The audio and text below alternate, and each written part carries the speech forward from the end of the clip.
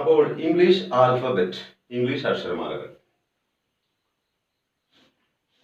A, B, C, D, E, F, G, H, I, J, K,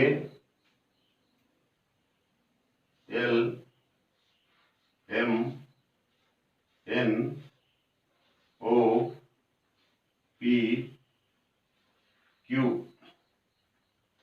R, S, T, U, V, W, X, Y and Z. ഇതാണ് English അക്ഷരമാലകൾ. ഇനി ഇതിൽ നിന്ന് ഇതിനെ രണ്ടായി തരംതിരിക്കുന്നു. അതില് ആദ്യത്തെ വവൽസ് അഥവാ സ്വരാക്ഷരങ്ങൾ. വവൽസ് ഏതൊക്കെയാണെന്നാണ് ഞാൻ നേരത്തെ പറഞ്ഞത്? A, E, I, O, U. അത് നമുക്ക് തരംതിരിച്ചെഴുതാം. A, E, I, O and U. A, E, I, O, U. ഇതിനെ vowels. V, O, W, E, L, S. Vowels അഥവാ സ്വരാക്ഷരങ്ങൾ എന്ന് പറയുന്നു. ഇനി A, E, I, O, U. A, E, I, O, U. ഈ അഞ്ചക്ഷരം ഒഴിവാക്കി ബാക്കിയുള്ള B, C, D, F, G, H, J, K, L, M, N, P, Q, R, S, T, V, W, X, Y, Z ഇവയെ consonants എന്ന് പറയുന്നു.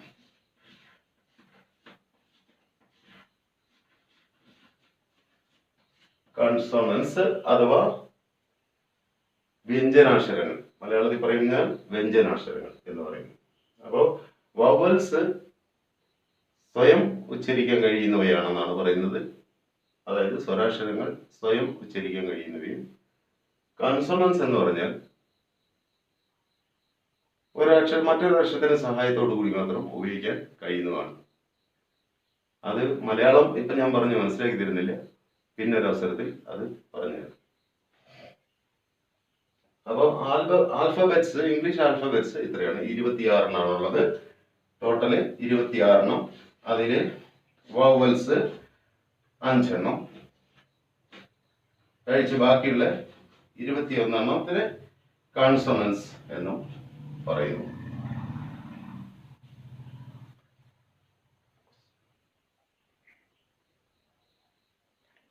ഇനി articles.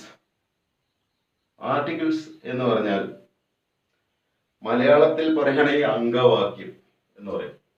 അംഗവാക്യം Malayalam ഗ്രാമറിൽ പറയുന്നത് അംഗവാക്യം എന്നാണ്. ഇംഗ്ലീഷില് ഈ ആർട്ടിക്കിൾസ് എന്ന് പറഞ്ഞാൽ ഏതൊക്കെയാണെന്ന് നോക്കൂ. ഒന്നാമത്തെ ആർട്ടിക്കിൾസ് എ ആണ്. രണ്ടാമത്തത് ആൻ ആണ്. മൂന്നാമത്തത്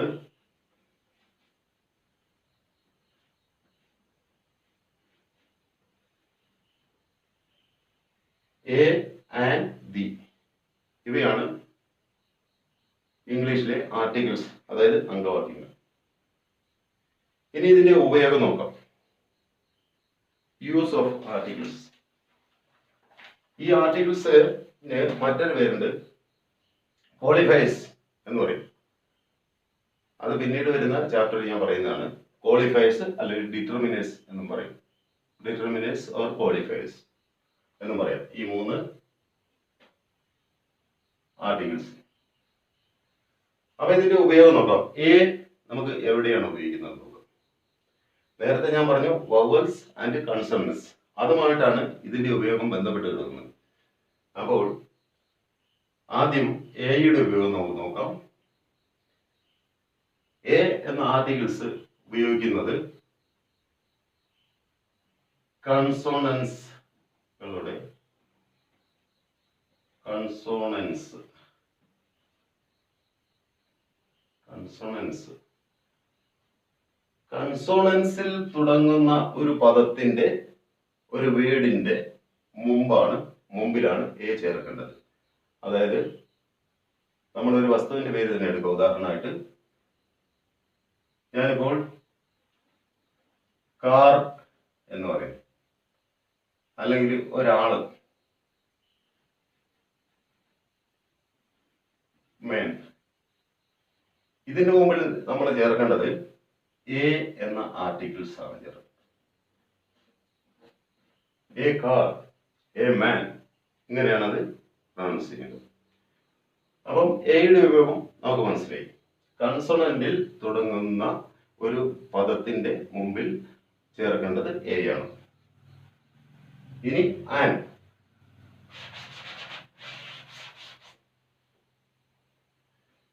ആൻ എന്ന ആർട്ടിക്കിൾ ഉപയോഗിക്കുമ്പോൾ നമ്മൾ നേരത്തെ പറഞ്ഞ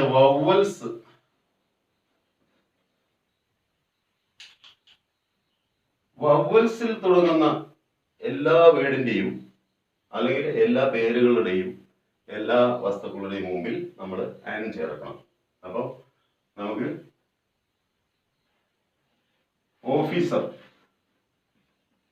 ഓഫീസർ, അല്ലെങ്കിൽ ആപ്പിൾ,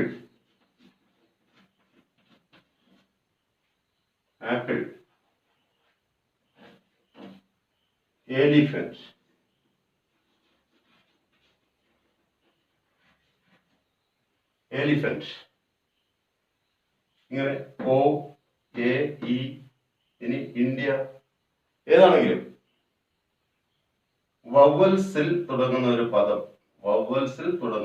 ഒരു പദമാണ് ഓഫീസർ. വവ്വൽസിൽ തുടങ്ങുന്ന ഒരു പദം അല്ലെങ്കിൽ ഒരു സാധനത്തിന്റെ പേരാണ് ആപ്പിൾ. വവ്വൽസിൽ തുടങ്ങുന്നത്, അതായത് വവ്വൽസിൽ തുടങ്ങുന്ന പറഞ്ഞാൽ AEIOU, അതാണ് നമ്മൾ ഉദ്ദേശിക്കുന്നത്. അപ്പൊ അതിനു മുമ്പ് ആൻ ചേർക്കണം. An officer, an apple, an elephant. ഇതിനൊരിക്കലും എ ചേർക്കാറില്ല. എ ഓഫീസർ, ഒരു ഓഫീസർ, എ ആപ്പിൾ, ഒരാപ്പിൾ, അങ്ങനെ ഒരിക്കലും ചേർക്കാൻ പാടില്ല. അപ്പോൾ വവ്വൽസിൽ തുടങ്ങുന്ന ഒരു പദത്തിന്റെ മുമ്പിൽ എപ്പോഴും ആൻ ചേർത്താണ് നമ്മൾ എഴുതേണ്ടതും സംസാരിക്കേണ്ടതും. ഇനി മൂന്നാമത്തത്, last and final article the.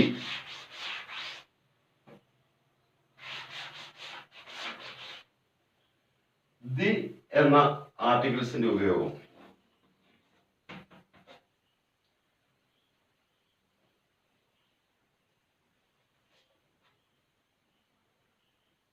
ലോകത്തിൽ, വേൾഡിൽ ഒറ്റയ്ക്കൊരു സാധനം ലോകത്തിൽ ഉള്ള ഒരേ ഒരു സാധനം, അത് ലോകത്തിൽ ഒറ്റ ഒരു സാധനം മാത്രമേ ഉണ്ടാവുള്ളൂ, ഡബിൾ ഉണ്ടാവില്ല. അങ്ങനെയുള്ള സാധനങ്ങളുടെ ഇമ്പോർട്ടൻ്റ് ആയിട്ടുള്ള സാധനങ്ങളുടെ മുമ്പിൽ ദി ചേർക്കുക. അതുപോലെ തന്നെ പുഴകള്, നദികള്, മൗണ്ടൈൻസ്, ഇവയുടെയൊക്കെ മുമ്പിൽ ചേർക്കേണ്ടത് ദി ആണ്.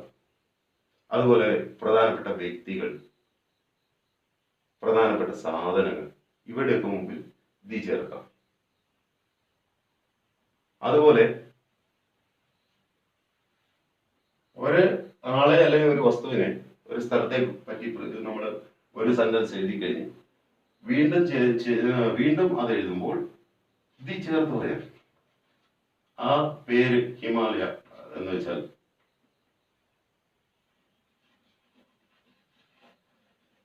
ഹിമാലയൻ മൗണ്ടെയിൻ അതിനെ കുറിച്ച് നമ്മൾ വർണ്ണിച്ചു കഴിഞ്ഞതിന് ശേഷം ഒരു സെന്റൻസ് തീർന്നു വർണ്ണന. സെക്കൻഡിൽ വരുമ്പോൾ ദ മൗണ്ടെയിൻ എന്ന് നമുക്ക് എഴുതാവുന്നതാണ്. ദി മൗണ്ടെയിൻ എന്ന് പറഞ്ഞ് സെക്കൻഡ് സെന്റൻസ് സ്റ്റാർട്ട് ചെയ്യാവുന്നതാണ്. അപ്പോൾ ഇതാണ് എ ആൻഡ് ദിയുടെ ഉപയോഗങ്ങൾ. ഇത് ബൈ ഹാർട്ട് ആക്കി പഠിച്ചു വെക്കണം. ഏത് ഉറക്കത്തിൽ ചോദിച്ചാലും പറയാൻ കഴിയുന്ന അത്തരം പോസ് ചെയ്യുന്നുണ്ടല്ലോ. ഇനി നമുക്ക് വെർബ് ആൻഡ് സബ്ജക്റ്റ്, ഇതിനെക്കുറിച്ച് ചെറിയൊരു അവലോകനം മാത്രമേ ഞാൻ തരുന്നുള്ളൂ. കാരണം ഇപ്പോൾ ഇതിനെക്കുറിച്ച് വ്യാപകമായിട്ടുള്ള വ്യാപ്തിയുള്ള ഒരു ഡെഫിനേഷൻ ഒന്നും എഴുതിക്കാൻ ഞാൻ ഉദ്ദേശിക്കുന്നില്ല. അത് പിന്നീട് ഞാൻ ചെയ്യുന്നതാണ്. ഇപ്പം നമുക്ക് ജസ്റ്റ് ഒന്ന് അറിഞ്ഞിരിക്കാൻ വേണ്ടിയാണ്. ഒരു വെർബ് എന്ന് പറഞ്ഞാൽ ഒരാൾ ചെയ്യുന്ന പ്രവൃത്തി, നമ്മൾ എന്ത് പ്രവൃത്തി ചെയ്താലും അത് വെർബാണ്, ക്രിയയാണ്. മലയാളത്തിൽ എന്ന് പറയുന്നത് ക്രിയ, വെർബിന് പറയുന്നത് ക്രിയ. നമ്മൾ എന്ത് ക്രിയ ചെയ്യുന്നു, എന്ത് വർക്ക് ചെയ്യുന്നു, അതിനെല്ലാം പറയുന്നത് വെർബ് എന്നാണ്. ഇനി സബ്ജക്റ്റ് എന്ന് പറഞ്ഞാൽ ഈ വെർബ് ക്രിയ ചെയ്യുന്നത് ആരാണോ അയാളാണ് സബ്ജക്റ്റ് അഥവാ കർത്താവ്. കർത്താവ് എന്ന് പറഞ്ഞാൽ നൗൺസ് ആയിരിക്കും, നാമങ്ങളായിരിക്കും, പേരുകളായിരിക്കും. പിന്നെ പ്രോനൗൺ, നാമവിശേഷങ്ങളും ആവും. അപ്പോൾ വെർബും സബ്ജക്റ്റും, വെർബ് എന്ന് പറയുന്നത് സബ്ജക്റ്റ്, കർത്താവ് ചെയ്യുന്ന ക്രിയയാണ് വെർബ്, സബ്ജക്റ്റ് ചെയ്യുന്ന ക്രിയയാണ് വെർബ്. അത്രയേ ഉള്ളൂ. ഇനി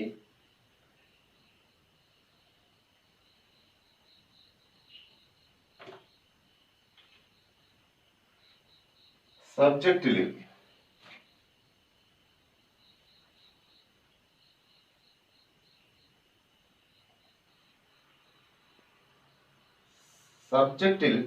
ചില കാര്യങ്ങൾ നമ്മൾ ഓർത്തിരിക്കേണ്ടതുണ്ട്, ബൈഹാർട്ടായി പഠിക്കേണ്ടതാണ് ഇവ മൊത്തം. ഏത് സമയത്ത് ആര് ചോദിച്ചാലും നമുക്ക് ക്ലിയർ ആയിട്ട് പറയാനുള്ള അത്രയും ക്ലിയർ ആയിട്ട് പഠിച്ചു കിട്ടും. അതിനെക്കുറിച്ച് പറയാം. ഈ സബ്ജക്റ്റ് എന്നിട്ടുള്ള അതിൽ വരുന്ന കുറച്ച് കാര്യങ്ങളാണ് പേഴ്സൺസ്.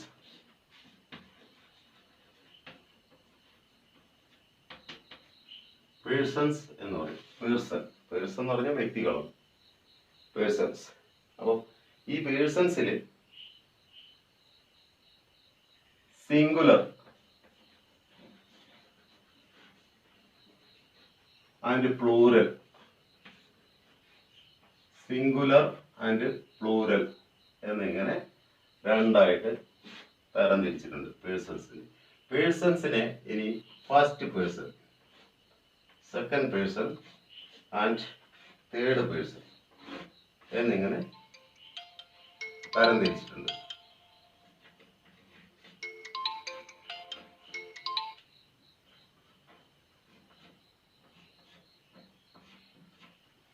സബ്ജക്റ്റിനെ പേഴ്സൺസ് ആയിട്ട് തരംതിരിച്ചിട്ടുണ്ട്. Person, first person, second person and third person. ഇനി ഫസ്റ്റ് പേഴ്സൺ സിംഗുലർ ഏതൊക്കെയാണെന്ന് നമുക്ക് നോക്കാം. ഫസ്റ്റ് പേഴ്സൺ, അതായത് സബ്ജക്റ്റ് ആണ്, കർത്താവാണ്. അപ്പോൾ ഫസ്റ്റ് പേഴ്സൺ എന്ന് പറയുന്നത് singular I or I and me. ഇത് ഫസ്റ്റ് പേഴ്സൺ സിംഗുലർ ആണ്. First person singular. ഇനി ഇതിന്റെ പ്ലൂറൽ എന്താണെന്ന് നോക്കാം. ഐ എന്നുള്ളതിന് വി എന്നും മീ എന്നുള്ളതിന് അസ് എന്നും ഉപയോഗിക്കും. അപ്പൊ first person singular I, me, plural we, us.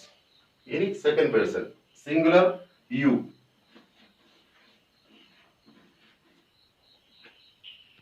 Second person singular you and plural എന്തായിരിക്കും? യുവിന്റെ പ്ലൂറൽ എന്തായിരിക്കും? യു എന്ന് പറഞ്ഞാൽ നീ, നിങ്ങൾ എന്നാണ് അർത്ഥം. അപ്പോൾ സിംഗുലർ ആകുമ്പോൾ യു എന്ന് ഉപയോഗിക്കുമ്പോൾ നീ എന്നും പറയാം, നിങ്ങൾ എന്നും പറയാം. അത് സെയിം ആയിട്ട് തന്നെയാണ് പ്ലൂറലിൽ വരിക.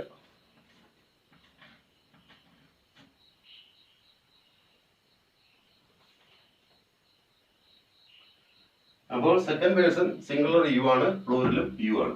ഇനി തേർഡ് പേഴ്സണിലേക്ക് വരാം. തേർഡ് പേഴ്സൺ സിംഗുലർ എന്ന് പറയുന്നത് ഹി, ഷീ, ഇറ്റ്,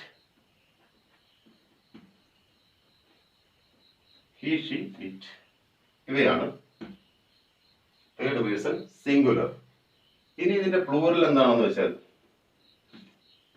ദേ എന്നാണ്. ദേ, അതുപോലെ ദം എന്നും. They and them plural. He, she, it എന്നുള്ളത് അതിൻ്റെ കൂടെ നമുക്ക് ഇതും കൂടി ഉപയോഗിക്കാം. ഹിസ്, ഹെയർ, ഇറ്റ് തന്നെയാണ്. അപ്പോ third person singular he, she, it and his, her, it. Plural വരുമ്പോൾ ദേ ആൻഡ് ദം. ഇത്രയാണ് പേഴ്സൺസ്, അതായത് സബ്ജക്റ്റ്. ഒരു കർത്താവിനെ നമ്മൾ ശരിക്കും വിശകലനം ചെയ്യുമ്പോൾ നമുക്ക് കിട്ടുന്നത് ഇത്രയും ഡീറ്റെയിൽസ് ആണ് കിട്ടുക. അപ്പൊ ഇത് ബൈ ഹാർട്ട് ആക്കി വെക്കണം. അത് പഠിക്കുന്ന രീതി എന്ന് പറഞ്ഞാൽ first person singular I, me, plural we, us. Second person singular you, plural you. Third person singular he, she, it, his, her, it and plural they, them. ഇങ്ങനെയാണ് പഠിച്ചു വെക്കുന്നത്.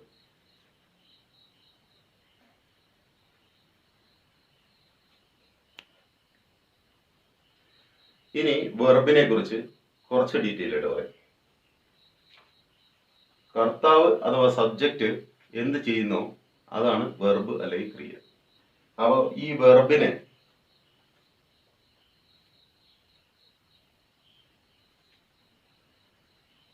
പല തരത്തിൽ ഡിവൈഡ് ചെയ്തിട്ടുണ്ട്. അത് പിന്നീട് വ്യക്തമായിട്ട് പറഞ്ഞു തരാമെന്നാണ്. പിന്നെ ഇപ്പോ പറയേണ്ടത് വെർബ് സാധാരണഗതിയിൽ 3 ആണ്. ഒരു ക്രിയയുടെ 3 രൂപങ്ങളാണുള്ളത്. ഒരു വെർബിന് 3 രൂപങ്ങളാണുള്ളത്. അത് ഏതൊക്കെയാണെന്ന് ഞാൻ പറയാം. Present, past, past participle.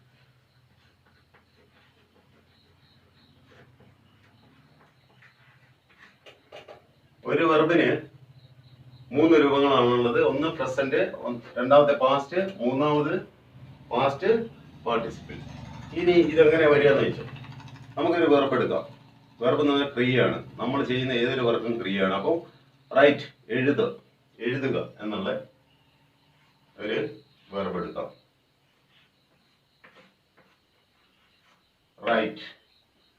റൈറ്റിന്റെ past form present ഫോമാണ്. ആദ്യം നമ്മൾ എഴുതുന്നത് റൈറ്റ് എന്നുള്ളത് പ്രസന്റ് ഫോമാണ്. ഒരു വെർബിന്റെ പ്രസന്റ് ഫോമാണ്. രണ്ടാമതായി വരുന്ന പാസ്റ്റ് ഫോമാണ്. റൈറ്റിന്റെ പാസ്റ്റ് ഫോം റോട്ട് എന്ന് വരും. WROTE, wrote. ഇനി പാസ്റ്റ് പാർട്ടിസിപ്പിൾ ആണെങ്കിൽ പാസ്റ്റ് പാർട്ടിസിപ്പിൾ ആകുമ്പോൾ റിട്ടൺ എന്ന് തന്നെ വരും.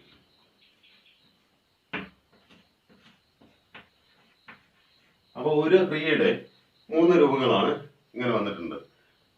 Right, wrote, written. പക്ഷെ ഈ ഓർഡറിൽ വരാത്ത വെർബുകളുണ്ട്. അതിന് പ്രത്യേകിച്ച് പേര് പറയും. അത് പിന്നീട് ഞാൻ വെർബിനെ കുറിച്ച് ഡീറ്റെയിൽ ആയിട്ട് ക്ലാസ് എടുക്കുമ്പോൾ അത് വ്യക്തമായിട്ട് പറഞ്ഞുതരാം. അപ്പോൾ ഇതുപോലെയാണ് ഡാൻസ്. ഡാൻസിന്റെ പാസ്റ്റ് ഫോം എന്താണ്?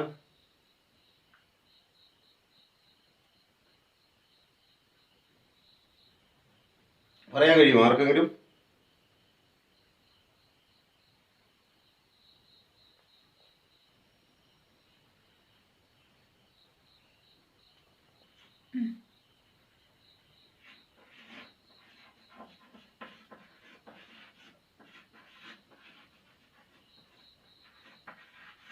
ഡാൻസിന്റെ പാസ്റ്റ് ഫോം ഡാൻസ്ഡ് ആണ്. പാസ്റ്റ് പാർട്ടിസിപ്പിളും ഡാൻസ്ഡ് ആണ്. ഇനി മറ്റൊരെണ്ണം എടുത്തു കഴിഞ്ഞാൽ ഈറ്റ്, എയ്റ്റ് ആണ്. ഈറ്റഡ്.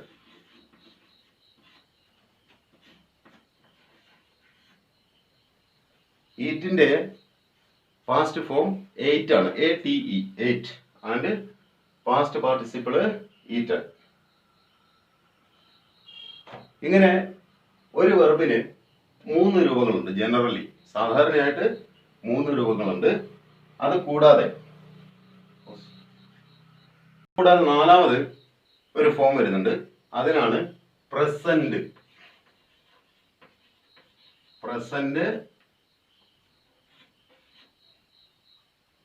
പാർട്ടിസിപ്പിൾ.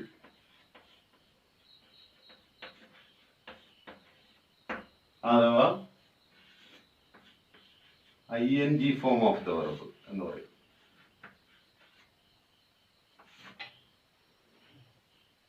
പ്രസന്റ് പാർട്ടിസിപ്പിൾ അല്ലെങ്കിൽ ING form of the verb. അപ്പൊ റൈറ്റിന്റെ പ്രസന്റ് പാർട്ടിസിപ്പിൾ എന്തായിരിക്കും?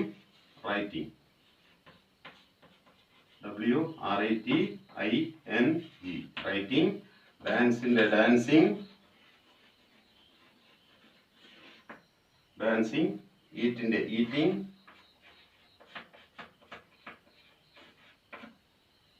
ഇങ്ങനെയാണ് വരുന്നത്. ഇതിനെ ഇൻഫിനിറ്റീവ്സ് എന്നും കൂടി പറയാം.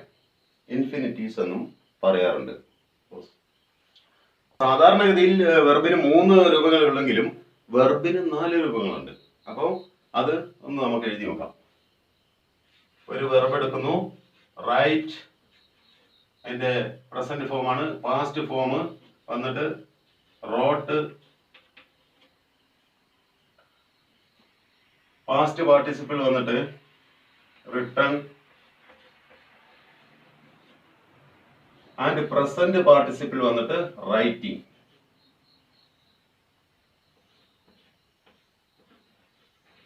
റൈറ്റിംഗ്. ഇങ്ങനെ 4 ഫോമാണ് ഒരു വെർബിനുള്ളത്. Write, wrote, written, writing.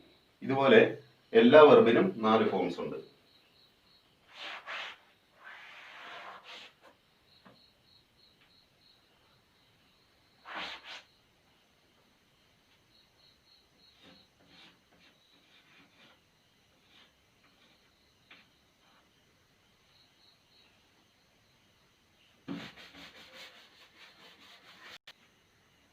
എഴുതിയത്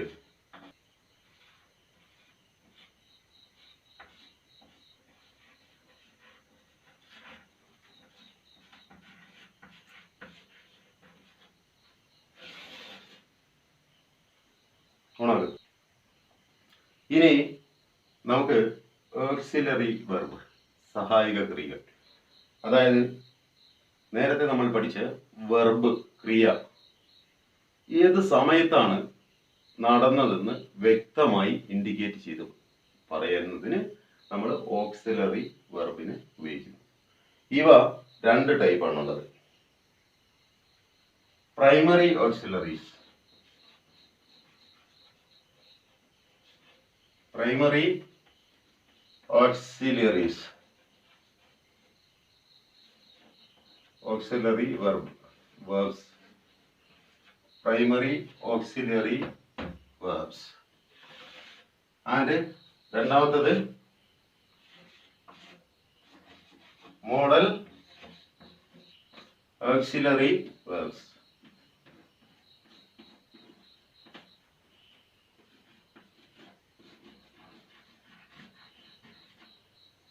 അപ്പം ഓക്സിലറി വെർബ് വെർബിന്റെ സമയത്തെ ഇൻഡിക്കേറ്റ് ചെയ്യുന്നതിന് വേണ്ടിയാണ് ഉപയോഗിക്കുന്നത്. അപ്പം ഓക്സിലറി വെർബിനെ 2ആയിട്ട് തരംതിരിച്ചിരിക്കുന്നു. ഒന്നാമത്തത് പ്രൈമറി ഓക്സിലറി വെർബ്, രണ്ടാമത്തത് മോഡൽ ഓക്സിലറി വെർബ് അല്ലെങ്കിൽ മോഡൽസ് എന്ന് പറയും.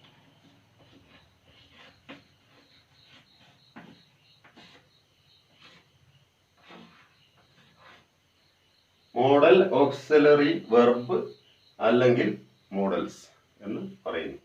അപ്പൊ ഇനി പ്രൈമറി ഓക്സിലറി വെർബ്സ് എന്തൊക്കെയാണെന്ന് നമുക്ക് നോക്കാം.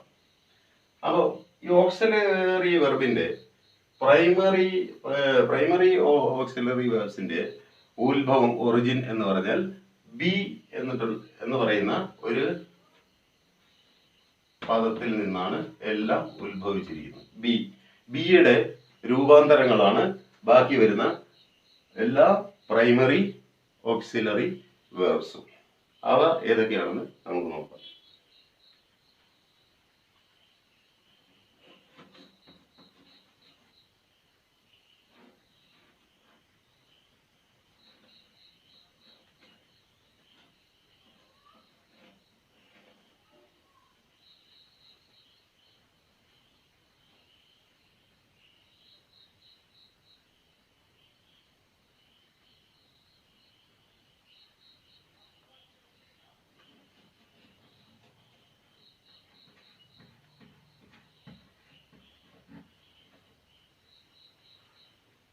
പ്രൈമറി ഓക്സിലറീസിൽ ആദ്യം വരുന്നത് ബിയുടെ രൂപാന്തരങ്ങൾ am, is, are, was, where.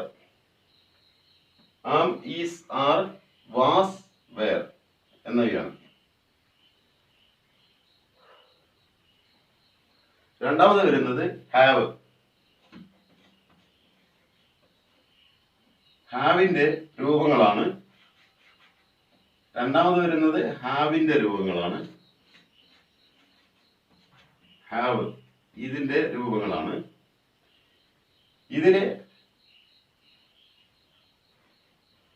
Has, have and had.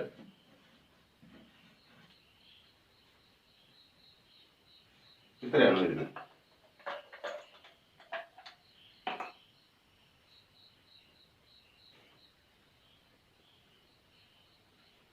ഇതിൽ തന്നെ ഹാവിങ് എന്ന് വരുന്നുണ്ട്. ഇതേ അർത്ഥത്തിൽ തന്നെയാണുള്ളത്. ഹാവിങ് എന്ന് പറയുന്നുണ്ട്. പക്ഷെ അതിവിടെ അത്ര ഇമ്പോർട്ടന്റ് അല്ലാത്തതുകൊണ്ട് ഇതിൽ ഞാൻ ചേർക്കുന്നില്ല. ഇനി വരുന്നത് ഡൂവിന്റെ ഫോംസ് ആണ്. ഡൂവിന്റെ രൂപാന്തരങ്ങളാണ്. Do, does and did. Do, does, did ഇവയാണുള്ളത്. അപ്പോൾ പ്രൈമറി ഓക്സിലറീസ് എന്ന് പറയുന്നത് am, is, are, was, were, has, have, had, do, does, did ഇത്രയാണ്. ഇനി നമുക്ക് പഠിക്കാൻ പോകുന്നത് ഓക്സിലറി വെർബ്സിന്റെ രണ്ടാമത്തെ രൂപഭേദങ്ങളാണ് മോഡൽ ഓക്സിലറി വെർബ്സ് അല്ലെങ്കിൽ മോഡൽസ് എന്ന് പറയുന്നത്. ഇനി മോഡൽസ് ഏതൊക്കെയാണെന്ന് ചോദിച്ചാൽ will, would, will, would. ഇനി shall, should.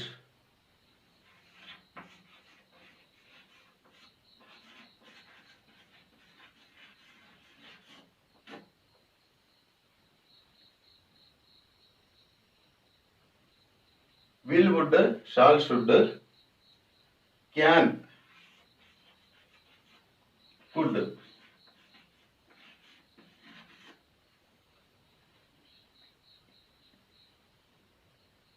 will, would, shall, should, can, could, may, might. May, might. MIGHT, might. May, might. ഇനി വരുന്നത് must.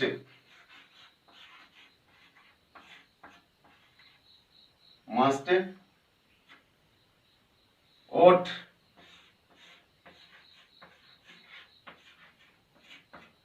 ought, need,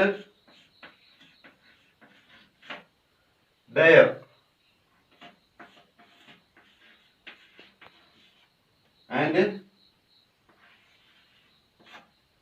used to.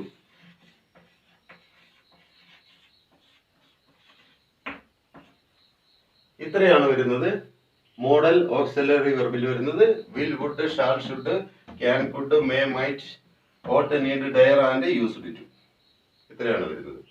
ഇവ മൊത്തം ഓക്സിലറീസ് മൊത്തത്തില് ഓക്സിലറി വെർബ് 24 എണ്ണമാണുള്ളത്. 24-ൽ 11 പ്രൈമറി ഓക്സിലറിയും ബാക്കിയുള്ള 13 മോഡൽ ഓക്സിലറീസുമാണ്. 13